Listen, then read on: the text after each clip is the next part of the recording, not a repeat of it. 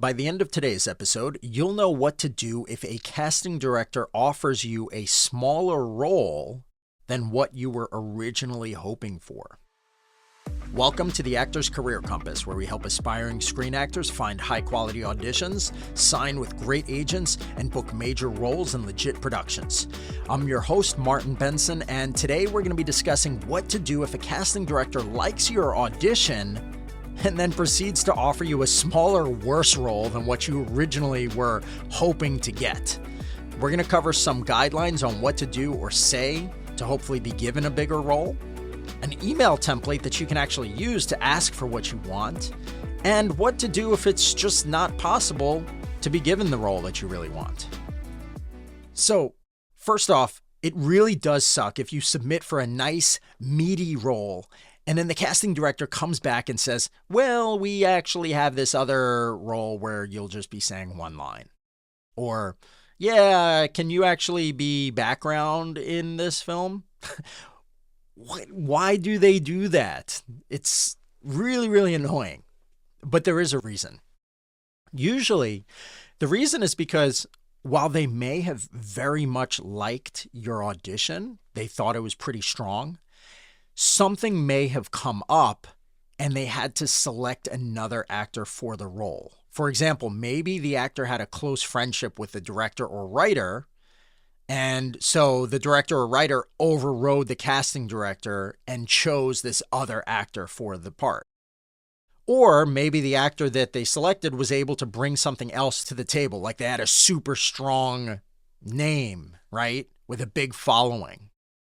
Sometimes what happens is the team or the casting director really, really loved an actor's audition and hoped that that actor would get the part. And so they feel guilty about not choosing you. So then they want to throw a bone to you by offering you a different role. First off, don't panic. Don't feel bad about it. This is actually a good thing because A, it means that if you're offered a smaller role than what you got, it means that your acting is very strong and you're probably going to start booking bigger roles soon. Okay? Now, it's also good because if you don't have a ton of strong resume credits yet, you can still accept the role that they're offering you and immediately add it to your resume. And yes, that is allowed. So before even the project shoots, the second that you book something, even if you book it and then you decline it, or you book the role and then this project cancels, you are technically allowed to add those things to your resume. You just may want to make a note in parentheses like canceled or declined, etc. But you can put them on your resume because it shows that you're actively booking things. Once you add that credit to your resume, especially if you are going to shoot the project, even if it hasn't shot yet, you can put it on, and that's going to make it easier for you to book other things in the future since your resume is going to be stronger.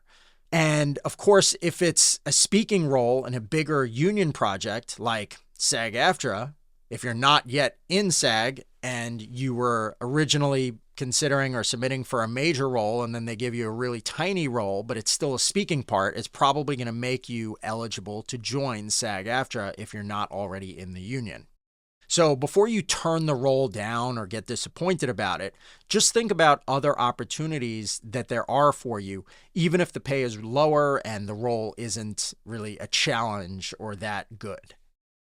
The actors who get the most consistent opportunities for bigger productions have a strong list of credits on their resume, so adding another credit is rarely a bad idea. Now, having said that, remember that background roles are not really going to help you. So if they downgraded you from a speaking role to a background role without any lines, in that case, it is time to sort of make a case for yourself, so to speak, right? So you may want to send them an email like the below. Okay. Hi. Thank you so much for considering me for this project. I really admire the work that's being done here, and I'm excited about the opportunity. After reviewing the role, I wanted to ask whether there's any flexibility to adjust the character to include a small line, or at least to confirm that it's a featured extra role on camera, even if it's not speaking.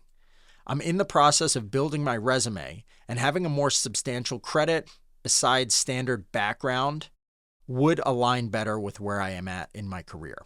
Is this at all possible? Thank you so much. Okay, when you send that, you're not outright telling them that you're going to pass if it's not, so you can still make that decision afterwards, but you're at least getting them to respond and see if there's any possibility of negotiation on the table.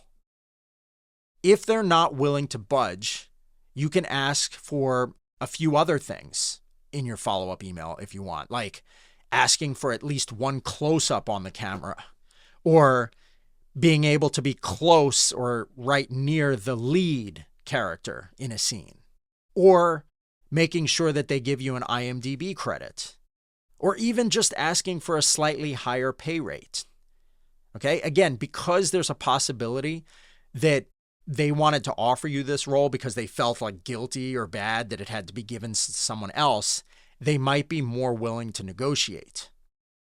Now, if there is no way at all to upgrade, remember that you can still take the role if you want, and you can use the project as an opportunity to network with people.